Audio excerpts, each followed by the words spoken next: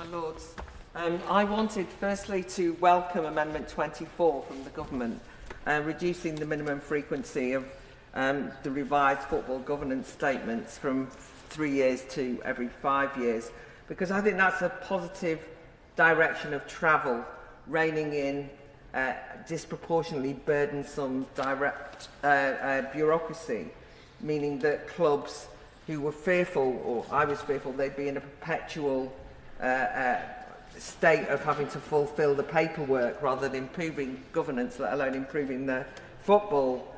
So I'm glad to see that. But another worry that some of us have raised is also the need to rein in politicised mission creep. So I do want to oppose, I was opposing Amendments 12 and 13, but 13 seems to be the focus.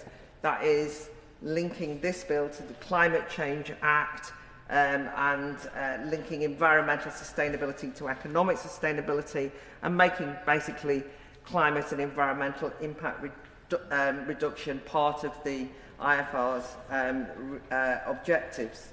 I just think that this is incredibly unwise for a number of reasons.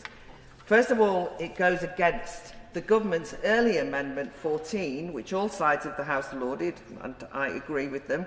That is a commitment to avoiding any adverse effects on the financial growth of English football. Because, let's be honest, outside of football, even the government are now acknowledging that net zero targets and environmental regulations are often expensive and burdensome barriers to economic growth, and not allowing the government, and in fact whole swathes of the corporate world, to pursue, for example, infrastructure projects like building houses and so on. So I don't think that we can say that it's uncontentious to simply say that because you have because you say the words environmental sustainability and economic sustainability in the same sentence, that there isn't some tension between them. I think there is. I also think that this would really be an example of scope creep that the Minister has assured us won't happen, and in turn that has been promised to it won't happen to UEFA and FIFA, we were told earlier. At the committee stage, I spoke against dragging football clubs into this ever greater non-political related non-football related political territory, setting them essentially politically driven environmental hoops to jump through.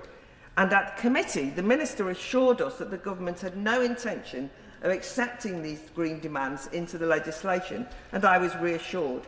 But I do want her to promise that if she can, that the independent regulator won't, once this bill is passed, which undoubtedly it will be, actually simply slip them into this, the government's governance remit. I'm worried because the Green lobby is very active, persistent and wealthy, and to be honest, has an interest in pursuing this after this bill is long gone. And now for larger clubs, of course, with lots of money, they might well be able to go along with a lot of the things that this bill demands. And we know that there's all sorts of Premier League football clubs at the moment who are more than happy to have sponsorship by sustainability, green energy companies and so on. We've seen a lot of that happen. But I do think that this could amount to, on the one hand, eco-virtue signalling that ticks the social responsibility boxes of the big clubs, but a sort of greenwashing that we know that the corporate social responsibility industry does so well. But my fear is that it will distract smaller clubs from their core role of thinking about financial stability, improving their governance so that we have better football clubs, and just dragging them into this extraneous environmental sustainability world. So, as we heard from the noble Lord Ranger of Northwood, when you talk to fans about this bill, and I'm rather sceptical of many elements of this bill, fans will say to me, oh, I really want this bill because I am determined they were going to have ticket prices brought down. That is the main thing that's said. And they said, we don't want any of this nonsense, maybe not the words used, around EDI or net zero and all that sort of stuff.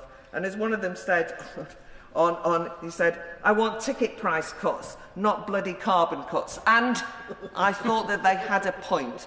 So I would say, as the Minister has been very keen that we should be led by the fans on this, I would suggest to you that we reject these amendments, because I can assure you in the fans' priorities, it's not top. In fact, it's not relevant at all.